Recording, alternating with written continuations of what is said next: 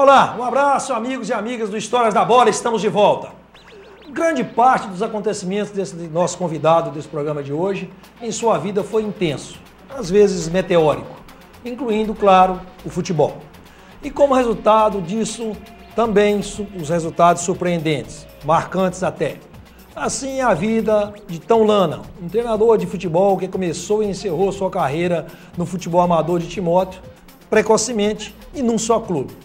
Falamos de Sebastião de Assis Lana, em questão o Tão Lana, que no final dos anos 70 e início dos anos 80 marcou época no Florestino de Timóteo, clube tradicional e celeiro de grandes jogadores da sede do município, protagonista de momentos marcantes do futebol assesitano, alguns desses episódios sob o comando exatamente dele, que posso afirmar com toda certeza um técnico na acepção da palavra, que poderia ter se enveredado um pouco mais na sua carreira. Porém, preferiu parar antes dos 25 anos de idade e seguir dedicando-se a outro ofício de ensinar, ser professor. Tão Lana é nascido em Timóteo mesmo, no dia 11 de novembro de 1959, sendo filho de Sr. Joaquim de Lana e de Dona Luzia de Assis Paiva, tradicionais do município. Tem 10 irmãos, Geraldo, Inês, José Maria, Rosa Maria, Pantaleão, Antônio Lana, Aparecida, Sônia, Francisco e Erley. É casado com Rosinei Rosa Duarte. Possui formação em nível superior em letras, com especialização em línguas espanhola e portuguesa. Dedica-se há décadas, como disse, ao ofício de ensinar, um professor. Tão Lana, como na maioria dos casos de bons treinadores de futebol, foi um jogador mediano, tendo atuado apenas até os 15 anos num exótico time de garotos denominado os Metralhas, como um ponta-direita apenas esforçado. Certo dia, num amistoso em Cava Grande, faltou o treinador da equipe. Tão Lana foi escalado para a missão de colocar o time em campo e nunca mais calçou chuteiras. Iniciava-se ali uma carreira vitoriosa, curta, marcante. Logo em seguida, ele foi levado para a divisão de base do Florestino por Raul Gomide, para ser roupeiro. Pouco depois, fundou a escolinha de futebol do Florestino. Virou treinador dos juniores e auxiliar do amador. Assumiu o time principal com a saída de João de Brito para Industrial. Bem, daí para frente vamos saber como foram esses anos de ouro com suas próprias palavras. Essas e muitas outras passagens do técnico Tão Lana a partir de agora, no Histórias da Bola. Então, muito obrigado por ter aceitado aqui o convite do Histórias da Bola. O Tão Lana, de fato, se ele se insistisse em ser jogador, a carreira dele seria mais curta do que treinador ainda? Meteórica, Valdecir. Eu diria que meteórica, porque a condição de jogador de futebol, ela se deu em função do meu ingresso na Guarda Mirim de Timóteo. Havia lá uma equipe de futebol e essa equipe fazia jogos ali nas vizinhanças. E uma das viagens maiores que nós fizemos foi na República Independente de Cava Grande. Lá, a convite de um grande amigo, de Quinho, o pai dele era um vereador, e fez o convite num dia de muitos festejos para que a gente fosse realizar uma partida de futebol lá. A gente foi na Rural, era uma Rural que levava a gente, mais um carro pequeno do comandante, chamado Comandante Camilo. E neste dia o Camilo levou e teve que voltar com o carro porque a mulher dele precisava do automóvel. Ato contínuo a isso, a informação de que ele teria que voltar, as pessoas aproveitaram, acreditando que não haveria momento melhor para me tirar do time. Aí fizeram lá um petit comitê, reuniram o Renato, o Loredan, aquela turma de bons jogadores que o futebol assesitano tinha na época, Paulo César, e decidiram, então, você vai ser o treinador. E a partir daí, a gente dirigiu o time da Guarda Mirim. Mas deixa eu te falar, mas no primeiro jogo, o treinador perdeu ou ganhou o jogo? Ganhou de 7-1. E não é conta de mentiroso, não. Nós ganhamos de 7-1 do time de Cava Grande. Foi uma grande festa. Se você jogasse ponta direita, você conseguiria fazer o mesmo gol da Cava Grande? Não conseguiria, não? Não, conseguiria. Eu era de muita velocidade e tinha uma certa habilidade, né? Mas naquela época existiam muitos bons jogadores. O que acontecia é que... Você deu azar de pegar uma safra muito boa. Exatamente, o jogador nascia às pencas, né? A gente pega lá famílias tradicionais de Timóteo, por exemplo, a família Ulloa, quase todos eram bons jogadores. Você pega o pessoal ali da Praça 29 de Abril, existia muitos meninos e quase todos assim, como herança de DNA, né? Gente que os pais foram grandes jogadores, tinham grandes jogadores na família e eles também se tornaram grandes jogadores. E aí não me restou outra alternativa que não fosse a minha migração, ainda numa tentativa de jogar futebol, para a equipe chamada Metralhas. Metralhas é mais ou menos assim, é como se fosse um time de periferia, que era um time lá ligado ali, mais ou menos onde está o campo do Florestino hoje, o estádio Antônio Silva, com o bairro Nossa Senhora das Graças, e na praça tinha o time do Vila Nova. Então eu me ingressei no Metralhas e lá eu fiz alguma coisa, fiz algum sucesso, inclusive fiz um gol antológico. E existe uma testemunha viva de que isso é verdade, não é folclore. Essa questão de Gilmar Duarte, goleiro do Florestino, foi o que tomou esse gol. Foi um gol de letra e ali eu dei cabo a minha condição de jogador de futebol. Falei, gente, quem faz um gol desse tem que encerrar a carreira. Eu encerrei. E me dediquei. Minha mãe tinha um comércio, a gente tinha uma situação financeira difícil, minha mãe montou um comércio e eu ajudava no comércio. E nos finais de tarde eu ia para o campo do Florestino, e o Florestino naquela época tinha um time muito bom, com Isaías, Julinho, Fizinho, Zinho, Ortiz, Deca, Oswaldo, um goleiro que tinha lá, depois veio o Preto, uma geração de novos goleiros de Timóteo. E eu ficava ali encantado, maravilhado com tanta qualidade no time de futebol amador. E um belo dia o Raul me chamou e falou assim, olha, você está aqui todo dia, você podia ficar de roupeiro para a gente. E eu nem sabia o que era roupeiro. E aí começou uma história que não teria fim tão cedo. Eu fiquei... Mas você, para se tornar roupeiro do Florestino, você teve que comunicar aos seus pais, a sua mãe, que você falou, mãe, a partir de hoje eu não vou lá só sapiar, não. Eu já vou ter uma função lá no Florestino. Teve que pedir, como é que foi? Sim, a minha mãe era muito aberta, né? A minha mãe, ela contava comigo para tudo. E nesse mercadinho que a gente tinha, ela era um mercado de frutas e legumes.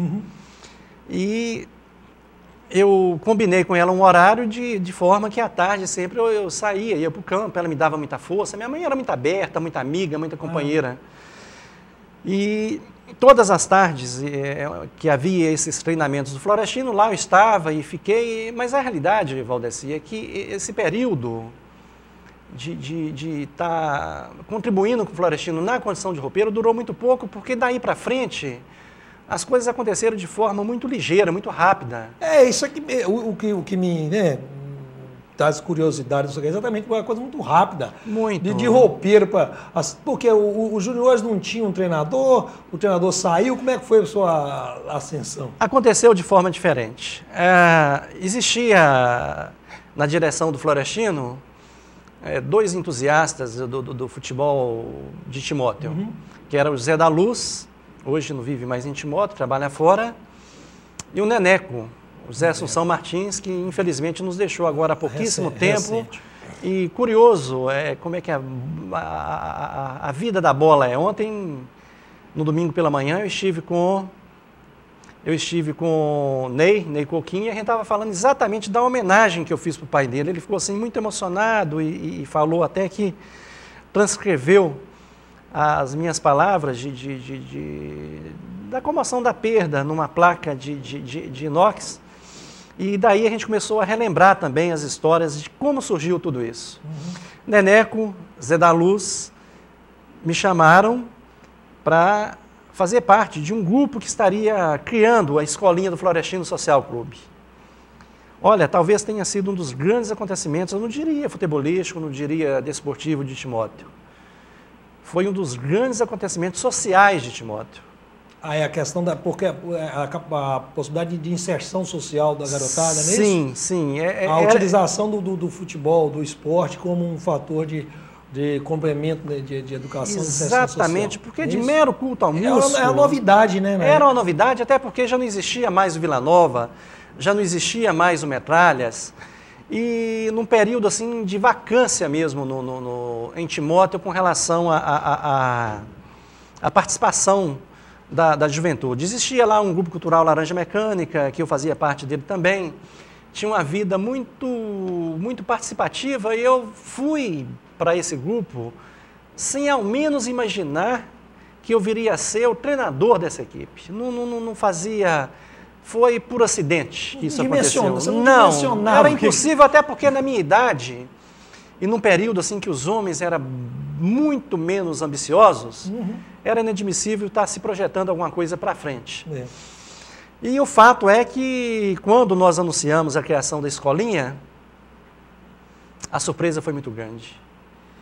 O que apareceu de meninos, de crianças, e todos queriam participar, e aquilo ganhou corpo. Neneco trabalhava, Zé da Luz trabalhava muito, e o Florestino, a direção principal do Florestino, com Raul Gomide, Henrique, Elmo Viana, que foi um dos maiores dirigentes do futebol cesitano, mais tarde veio Hernani Bittencourt, tinha lá José Honório Neto, Gonzaga Jucá, que era um poeta, e aliás assinava como poeta Gonzaga Jucá, o nome dele era José Honório Neto.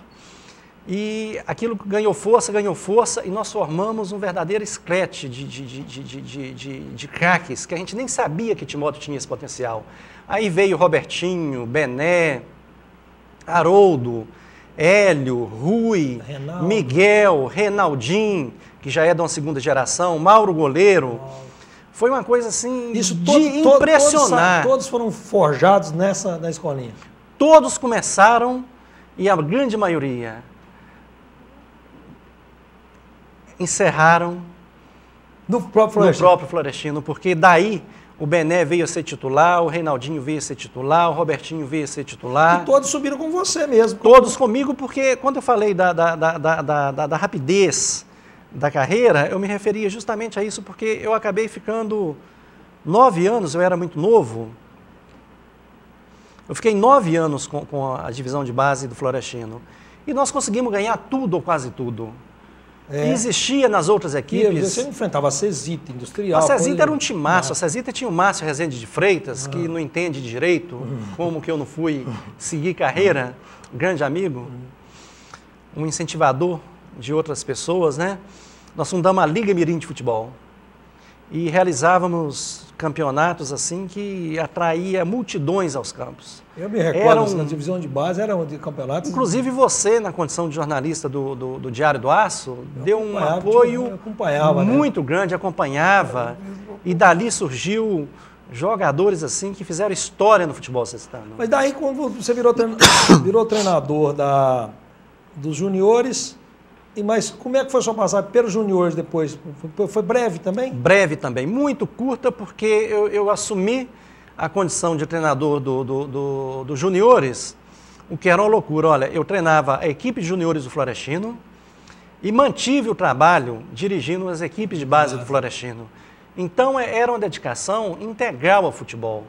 Eu acordava futebol, matutinamente eu vivia futebol, vespertinamente eu vivia futebol, e à noite era um momento de lazer também dentro daquele grupo de futebol. O contexto era... Foi uma coisa assim que me absorveu muito e que me ensinou muito, e me ensinou inclusive a uma visão nova de vida, de outras situações. A diversidade de ideias, da origem dos jogadores de camadas sociais diferentes. Aquela diversidade é um desafio para quem comanda, né? Era impressionante, porque eu tinha jogadores de todos, vamos dizer assim, de todos os nichos. Né? Uma vez eu peguei um jogador que tinha o costume de furtar pequenos objetos e de imediato o pessoal diz, não, tem que ficar fora, tem que ficar fora. E esse menino eu assumi quase que a condição de tutor, de alguém que ajudasse. E ele se tornou um grande homem, como se tornaram grandes homens quase todos os jogadores que passaram pelo Florestino, porque a escolinha do Florestino era uma coisa diferente. Nós tínhamos lá, por exemplo, Nobinho, que é meu grande amigo, Arnóbio Moreira Félix, o mágico, médico. Hoje ele se confunde e não sabe bem se é médico ou se é mágico. Ele não sabe se é mais médico do que mágico, ou se é mais mágico do que médico. Mas eu prefiro chamá-lo de amigo, até porque ele esteve aqui na no encontro de poetas e escritores agora há pouco tempo e fez uma homenagem para mim que eu me senti honrado, né? É o que fica da... É o que fica do mundo da bola, é o que fica da convivência.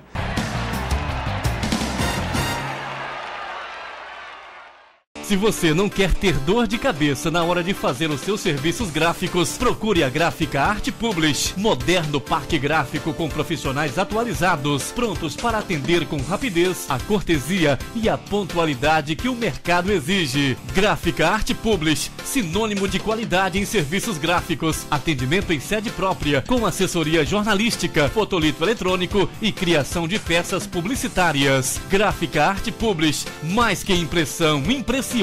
Arte Publish, Avenida Londrina, número 400, bairro Veneza 2, Ipatinga. Telefone 3828-9020. artepublish@artepublish.com.br. Atenção, luz, câmera, gravando. Todos os momentos devem ser registrados com qualidade e profissionalismo. Lana Vídeo Produtora Audiovisual, especializada em vídeo empresarial, documentários, comerciais para TV e eventos sociais. A equipe Lana Vídeo lhe atende com profissionais capacitados para fazer o melhor registro do seu evento. Lana Vídeo Produtora Audiovisual. Ligue e agende uma visita. 38216992 ou acesse lanavideo.com.br.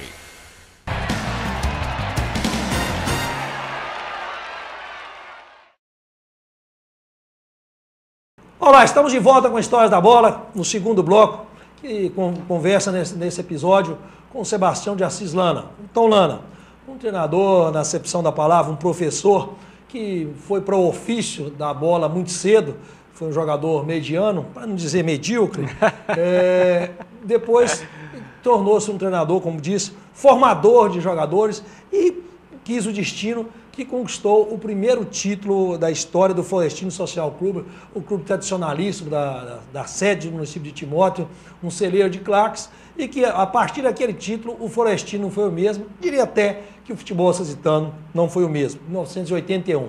Então, Lana, vamos agora nos ater àquele campeonato de 1981, que você acabou assumindo a equipe do Florestino, porque o então treinador João de Brito, de saudosa memória, mas de ensinamentos eternos, foi para o Industrial, não é isso?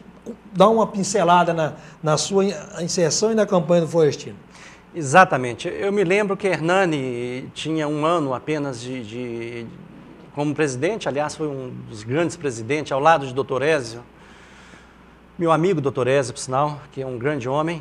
O Hernani assumiu a condição. E nós não tínhamos nada para entrar naquele campeonato. Um treinador, nada. E eu não tinha a mínima pretensão de ser treinador, até porque eu não esperava, eu tinha 19 anos. E nós passamos uma noite inteira pregando chuteira. A chuteira, na época, era aquelas travas que você comprava de borracha e tinha o pé de ferro. Você enfiava a chuteira no pé de ferro e ia pregando. Trabalho de sapateiro. Trabalho de sapateiro. Eu, mais o Hernani, mais o Danilo, que era um sapateiro e torcedor ferrenho do Florestino, depois virou até um grande executivo da Cesita, mas ainda sabia exercer bem o ofício de sapateiro. O fato é que nós passamos a noite inteira remendando chuteira, tentando reaproveitar material, porque nem material Florestino tinha naquela época. E diante de toda aquela dificuldade, o Hernani virou para mim e falou assim: você vai ser o treinador. Eu fui para casa e não dormi. A adrenalina foi a mil. A adrenalina foi a mil, porque na realidade eu era um recém-saído das divisões de base do Florestino, que na verdade eu ganhei tudo que disputei, né? Tinha um passado muito bom, mas era escolinha, era infantil, muito diferente do riquíssimo futebol acesitano daquela época, que tinha o Acesita treinado pelo Ailton Careca, tinha o Industrial treinado pelo Celso Machado, Vila Nova pelo Uruna. E assim, grandes treinadores militavam no futebol acesitano. E o jogo preparatório seria na terra de um grande amigo nosso, e nós não tínhamos material para ir lá, mas já estava confirmado. E o fato é que nós conseguimos lá remendar dois sacos de chuteira. E fomos para lá com a cara e a coragem. Meu tio, o tio Zezé de Paiva, junto com o Sozildo, grandes desportistas de Timóteo, doaram um ônibus para a gente fazer essa viagem. Eu não vou citar o nome da cidade porque eu tenho uma história interessante para contar e alguém pode não entender bem que o objetivo aqui, ele nada mais é do que de alegar esse maravilhoso mundo, né, de contos, que é o mundo da bola. E remendando as chuteiras, fomos lá. Era o jogo preparatório para o Campeonato Sextano. Inclusive, naquela época, nós tivemos uma grata satisfação de ter lá um jornalista acompanhando, que é o Valdeci de Castro, recém-iniciado, na condição de... 2 anos, 1 ano e meio de carreira. 1 ano e meio de carreira, e fomos lá.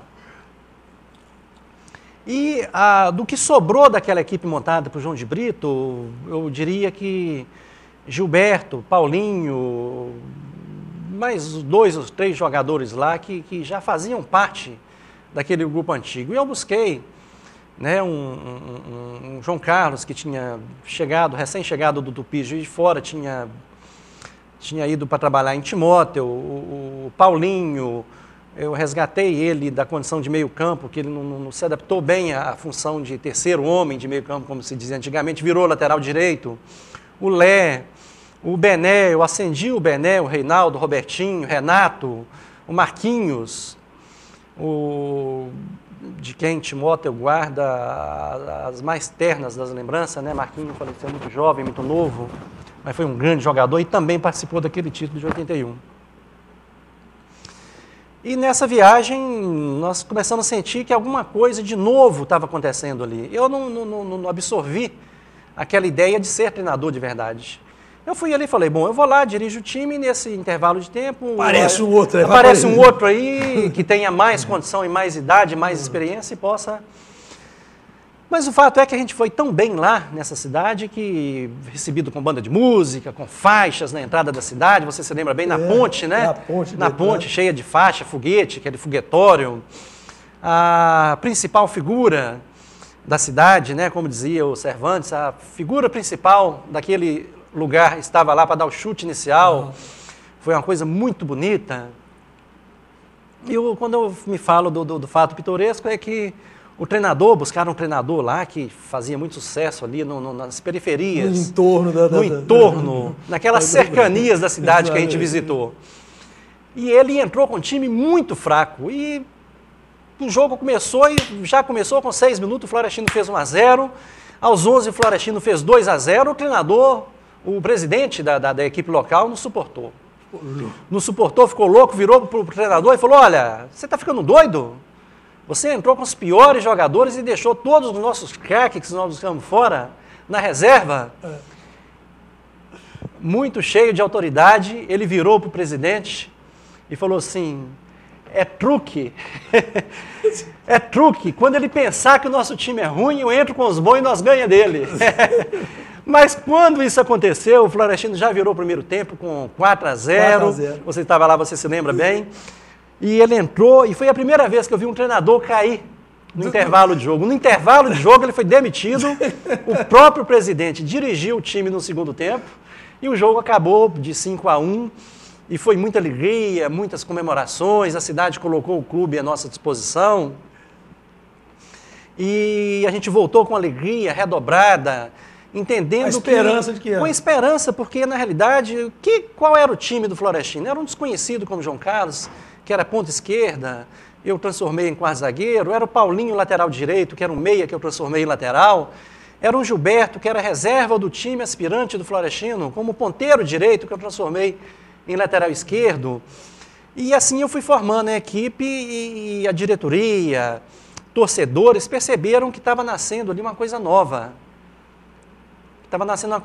e eu, estudioso, gostava muito de ler Carlos Alberto Lanceta, o Ricardo Rubens, que ainda novo, né, lançando aqueles livros que lançavam sobre estratégias e táticas do futebol, aprimoramento, preparação física, utilização do fator psicológico na condução de uma equipe. Aquilo tudo me chamava muita atenção e eu passei a aplicar aquilo. Mas no primeiro jogo do Campeonato Sextano, um militar que estava lá, olhou para mim e perguntou, você que é o treinador? Eu falei, sou. Ele olhou para o companheiro dele do lado e falou, o Florestino está acabando. Aquilo, ao invés de... Você ouviu? Ouvi, e aquilo me deixou muito triste. E quando eu fui para o vestiário, uma desordem danada. Caramba! E eu tive uma reação que para mim foi a mola propulsora de tudo. Quando eu entrei no vestiário, todo mundo acusava todo mundo brigava com todo mundo, é como se ali fora não existisse um treinador. Anarquia mesmo. Eu peguei uma garrafa de éter, joguei contra a parede, espatifei a garrafa de éter, fechei a porta e disse, vocês vão brigar entre vocês e daqui a 15 minutos eu volto para ver o que sobrou dessa briga. E saí... Intervalo do jogo? Intervalo do jogo. Estava de quanto? O Florestino tinha... Sempre perdia, né, para o Ipiranga. Sempre perdia para o Ipiranga. Ipiranga, né? É. Ipiranga era a asa negra.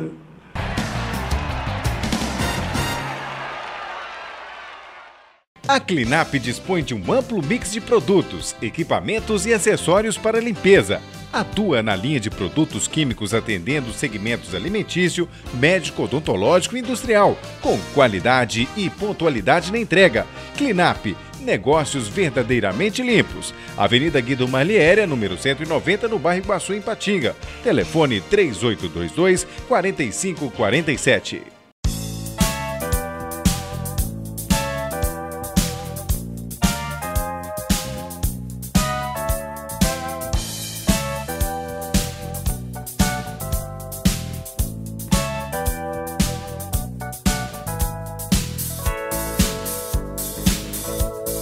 John Móveis, Avenida Alberto Giovannini, 141, bairro Betânia.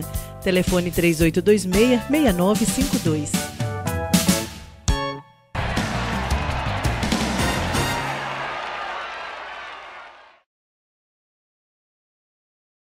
Olá, estamos de volta com Histórias da Bola, nesse terceiro bloco. Conversa com Sebastião de Assis Lana, o Tom Lana, o técnico do Florestino, de uma carreira, diria, meteórica, porém consolidada e vencedora. O mais importante é que ele formou muitos atletas desde a escolinha, depois no infantil, juvenil, juniores, e os levou, boa parte daqueles os quais começaram com ele, para o amador e culminou no título acesitano, no inédito título acesitano de 1981. Então, Lana, a gente dizia no bloco anterior, relativa aos treinadores de futebol, especialmente ao João de Brito, que foi, não diria uma referência, não diria um mestre, uma referência, mas que era um sujeito de manias extremas. Verdade, a gente verdade. sabe de incontáveis histórias. Vamos dizer aqui alguma história publicável do João de Brito. Eu me lembro quando a diretoria definiu pela contratação de João de Brito, porque João de Brito era um treinador muito exclusivo da Cesita. Então ele trazia da Cesita aquela coisa da abundância, né? Tinha muito recurso, porque não é segredo para ninguém que a empresa, a companhia, ajudava muito os clubes de futebol, os times de futebol da Cesita, mas ajudava muito também o Cesita Esporte Clube. E o João de Brito tinha o hábito de, quando chegava ao vestiário, ele juntava tudo aquilo ali. E o marrom, Valdeci, ele tinha ojeriza da cor marrom. E pegava aquelas toalhas marrons e fazia aquele monte lá com chuteiras velhas e tacava fogo em tudo. É verdade que ele nem colocava as mãos num produto da cor marrom? Não, ele costumava pegar as toalhas marrom lá com um cabo de vassoura, colocava em cima do monte, jogava álcool e tacava fogo. Era uma coisa... Sem justificativa, né? Era coisa não, ele gostava de dizer que a cor marrom não era uma cor da sorte, que coisa velha só trazia coisa velha.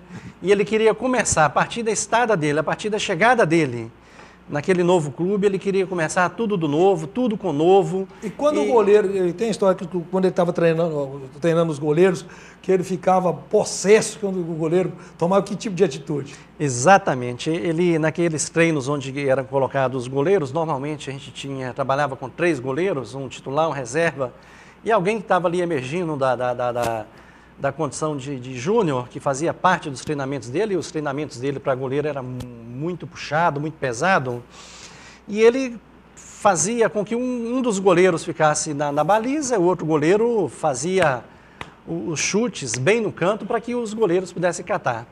E quando ele mandava trocar, ele gostava que esse que estava ainda no exercício segurasse a bola. Se no momento que ele mandasse trocar, aquele que estava no exercício subisse e deixasse a bola passar, aí ele ficava possesso. E ele não aceitava e dizia que aquela bola não podia entrar, que aquilo é um mau presságio, que se isso acontecesse com ele naquele treino, ia acontecer com ele também no jogo, e ele pedia, sabe, para que o goleiro, ao ser chamado para inverter os papéis no treino, que enquanto ele não estivesse de pé, ele não deixasse aquela última bola passar, porque aquilo significava uma coisa de muito ruim que estava para acontecer no próximo jogo. E quando ele chegava, ele tinha uma mania meio que o Strick, se não me engano, do velho Strick, o Omão, tinha uma mania que quando chegava nos clubes mais que fosse, queimava tudo do que existia anteriormente, ele também queimava tudo para começar tudo do zero. Exatamente. No conceito dele, a vida nova, tudo novo. Ele tinha esse costume de que quando ele chegava, ele pegava daquelas chuteiras, calção, meião, camisa, toalhas, principalmente as toalhas marrons, as marrons, ia ali para um pátio, uma área externa lá, o vestiário do campo, e fazia aquela montoeira de coisa, jogava álcool e punha fogo no tudo, e reforçava sempre que queria começar uma vida nova. E para começar a vida nova, começa-se com tudo novo. A gente disse no bloco anterior que seu grande momento, vamos dizer assim, o ápice da sua carreira, um momento marcante, foi o título de 1981, na final exatamente contra o time do João de Brito. A final de 2-1 contra o Industrial. Marcante, né, sob todos os aspectos. E o Tom Lana, como um ser humano, como outro qualquer, o treinador Tom Lana, o dia que o treinador Tom Lana fez uma lambança que também não sai da memória do Tom Lana. Exatamente. Disputávamos o Campeonato Mineiro de Futebol Amador. Era uma grande competição, patrocinada pela federação e outros patrocinadores que não vale a pena aqui citar, até porque já talvez nem existam mais. Mas essa competição começou com os campeões de Ipatinga, Fabriciano e Timóteo, e eu me lembro que, me parece que o campeão de Fabriciano foi o Avante, Timóteo Florestino e o Zipa, que por sinal ganhava quase tudo, tinha um time quase impecável. E nesse jogo eu tive um infortúnio de fazer uma mexida. Esse jogo foi no campo do Zipa. No campo do Zipa, era uma noite chuvosa, chovia muito, chovia aos cântaros e nós fomos para aquele jogo achando que não tinha condição de que aquele jogo fosse realizado naquelas condições. A arbitragem era da Federação Mineira de Futebol e o Zipa tinha um time espetacular. E naquela época a gente conseguia com algumas chefias, né, que liberasse determinado jogador mais cedo. E eu tinha uma peça fundamental que tinha treinado naquele período, se treinava. Ninguém ia para campo sem participar de treinos inclusive muito puxados. E eu tinha preparado o time todo para impedir a subida com a bola nos pés do Kleber, que era um exímio carregador de bola. Além de bom lançador, ele era finalizador e também carregava muito bem a bola, sempre carregando para aqueles espaços vazios do campo. E na ausência desse outro jogador que foi liberado, mas que não conseguiu chegar a tempo, até em função da chuva, que chovia muito forte, e não deu para o Elmo Viana, que veio buscar esse jogador, inclusive, na portaria, não deu tempo dele chegar, eu entrei com outro jogador. Entrou com o reserva. Um reserva, que não tinha nem de perto aquelas condições do titular. Mas não é que essas coisas que a gente faz e que acaba dando certo e que depois você mesmo estraga. Né? É por isso que eu digo que o futebol, o mundo do futebol é o mundo real. Né? Eu citei isso. O jogador que entrou, o suplente, entrou com tal entusiasmo, com tanta determinação, que em momento nenhum o Kleber conseguiu dominar a bola e sair com ela dominada para o campo de ataque dele, campo de defesa nosso. Cumpriu a missão. Cumpriu a missão de forma inexorável. Nisso chega o titular. No transcorrer do jogo. No transcorrer do jogo. Vem o titular. Tudo dando tão certo, tudo funcionando. O que o treinador Tom Lana fez? Eu cometi a maior besteira que eu tive na minha carreira de treinador de futebol. Parti da premissa, da lógica, Uma titular, a outra é reserva. A lógica simplicista, esse aqui é reserva, está fazendo bem. Mas o titular chegou e vai fazer melhor ainda. Né? Foi quando eu caí do cavalo, porque o que saiu executava o papel com tamanha perfeição, que ao sair, mesmo com a entrada do outro, que supostamente era muito melhor do que esse que saiu, e nesse jogo, justamente o Kleber decidiu o jogo, acabou com o jogo, arrebentou com o jogo, como se diz na gíria. E o Florestino saiu perdedor, eliminado do Campeonato Mineiro de Amador, uma posição, uma condição muito boa que nós tínhamos, inclusive, de seguir para as etapas seguintes. Naquele campeonato... Foi o erro Foi o maior erro da minha... O jogo terminou de 2-1 para o... 2-1 para o Zipa. 2-1 para o Zipa. Foi uma varada na água. Foi uma varada na água, foi um tiro... aquilo que a gente chama de tiro no escuro, né? Porque eu não podia... já que deu certo, quando você faz... Como é que é? O time está ganhando. Tem aquela velha história, né? Aquela máxima do futebol que diz que time que está ganhando não se mexe. E naquele momento... O Florestino era superior, inclusive mandava na partida e era vencedor por 1-0. Você treinou N jogadores. Qual o jogador mais completo, o melhor jogador, você pode elencar, que passou pelas suas mãos, vamos dizer assim? Valdeci, eu tive a honra, o prazer de dirigir os maiores jogadores do futebol. Eu não diria do futebol timotense, cesitano, eu diria do futebol regional. Passaram nas minhas mãos jogadores do quilate de um Tarcísio, João Carlos, Paulinho, Bené, Dinamite, né, a quem eu rendo até uma homenagem, né, nós perdemos ele há pouco tempo, um grande ser humano e um grande jogador, um grande caráter.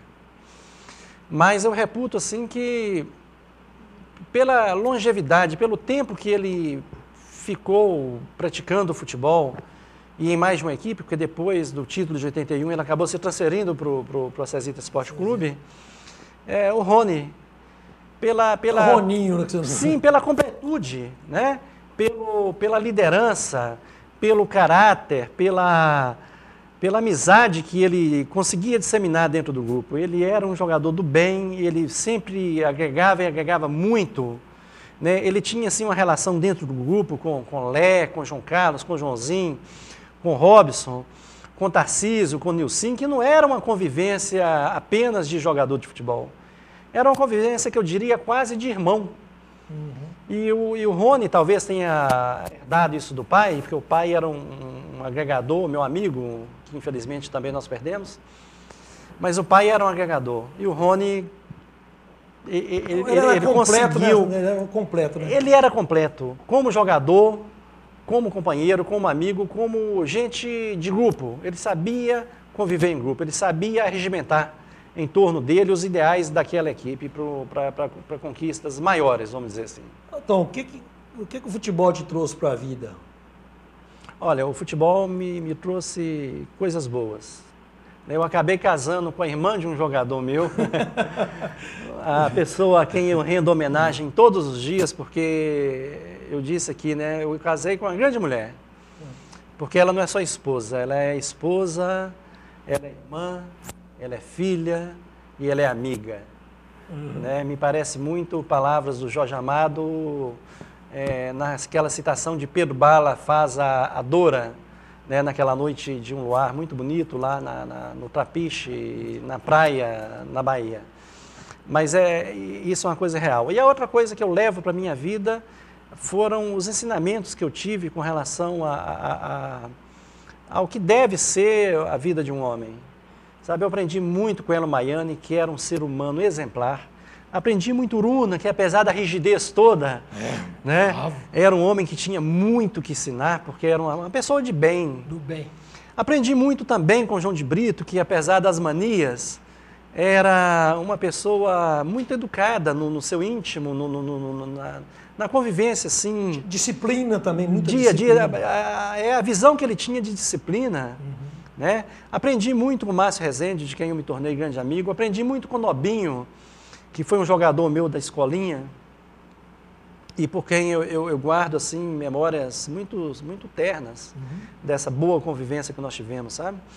Então, do futebol só me trouxe coisas boas. Aquelas pessoas que eu ajudei, que eu tive a oportunidade de ajudar, elas mantêm essa gratidão, mantêm essa convivência, mantêm esse reconhecimento até hoje. E isso não tem preço. Futebol, a vida é como futebol ou futebol como a vida? Ou é uma coisa? Eu a diria, mesma coisa. Eu diria que as coisas se assemelham muito, né?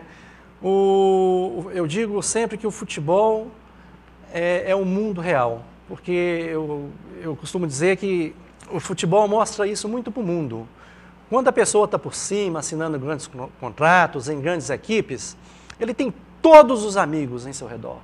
Ele tem toda a mídia a seu favor, em que pese todas as erratas que ele comete. Tudo conspira a favor dele. Mas quando ele está por baixo, sabe, tudo vira contra. Aquela história do cão danado, todos a ele. A vida também é desse jeito. Se você tem uma vida perfeita, se você tem filhos perfeitos, você é vangloriado como alguém que sabe viver e soube ensinar a seus filhos a forma certa de se viver. Mas se por um infortúnio um filho seu desenha aí um caminho errado para ele, ou trilha caminhos tortuosos, você passa a ser a pior pessoa da vida. Da mesma forma, se você é abastado, você é admirado, você é cantado em prosas e versos, você é o homem do ano, né? E quando você perde isso, você perde tudo, porque as pessoas passam a te ver de outra maneira, passam a te ver como um fracassado. E todo aquele respeito adquirido no período de bonança passa a não valer nada, passa a não ter sentido nenhum. Assim é na vida, assim também é no mundo da bola.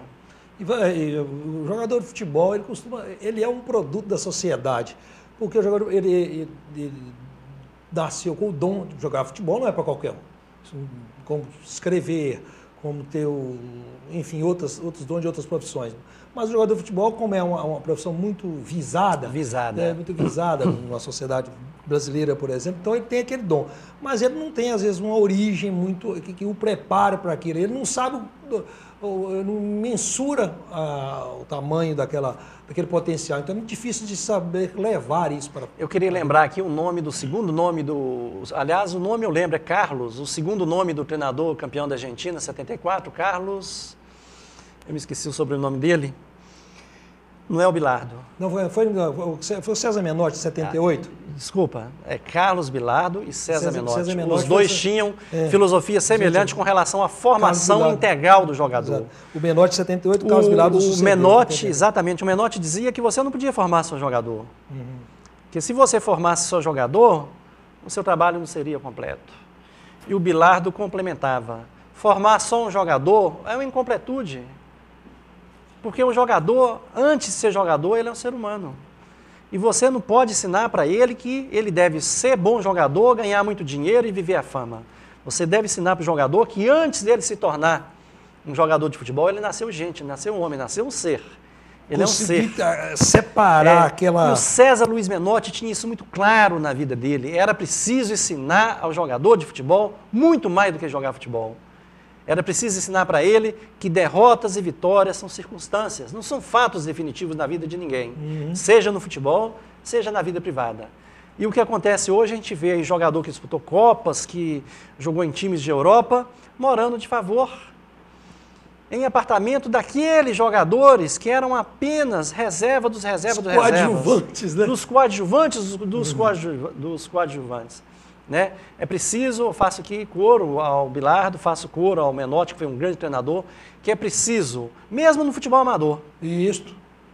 é preciso ensinar o jogador que vitórias, derrotas são meras circunstâncias na vida das pessoas, não são fatos definitivos. E isso tem que ser uma coisa que o futebol tem que ensinar primeiro, antes de ensinar a jogar futebol. Então, Lano, que bom a filosofia do Sebastião. Muito obrigado por ter aceitado o convite aqui. E outras oportunidades virão, com certeza. Com todo prazer, Valdeci.